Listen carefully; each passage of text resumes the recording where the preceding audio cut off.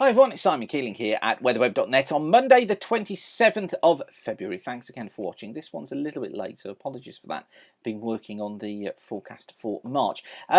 Looking at the North Atlantic Oscillation forecast, this from the CFS. Here's where we are at the moment. Notice how it gets us into negative territory through to the end of March. So still seeing these weakened westerlies, but then through April the CFS trying to get us into a neutral situation with the NAO before falling back into a more negative through the late part of April into the early part of May. Now it's kind of what you'd expect to see, because the NAO is definitely more useful during the winter months, but this would lend itself to more of a weakened westerly flow or a weak easterly flow. This here would lend itself into a normal westerly regime across the Atlantic. So it hints at things getting back more westerly during April, and hints at the idea of a ridge of pressure building in towards the south, which of course is what I was talking to you about yesterday, hinting that that was potentially the case. Now, as far as April is concerned, let's just zoom in on that. Sorry, as far as the Arctic Oscillation is concerned,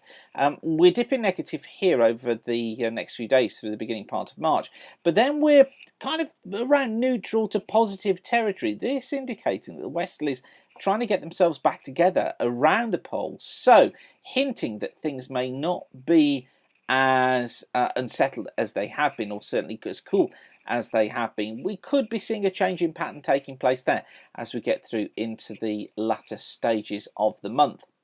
Now the MJO looks like this, coming through phases 2 into 3 into 4 during the middle part of the month, and then 5 into the end of March. Now phase 4 typically looks like that.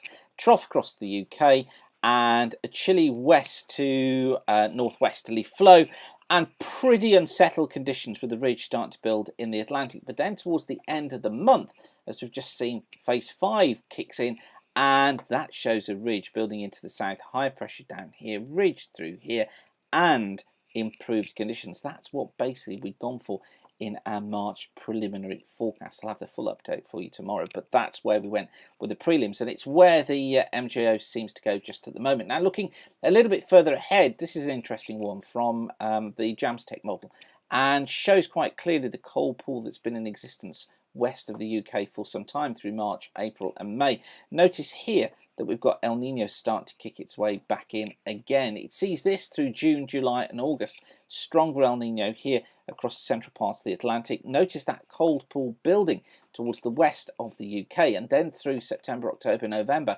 a mass of cold water off towards the west of the UK, down through the western coasts of Europe.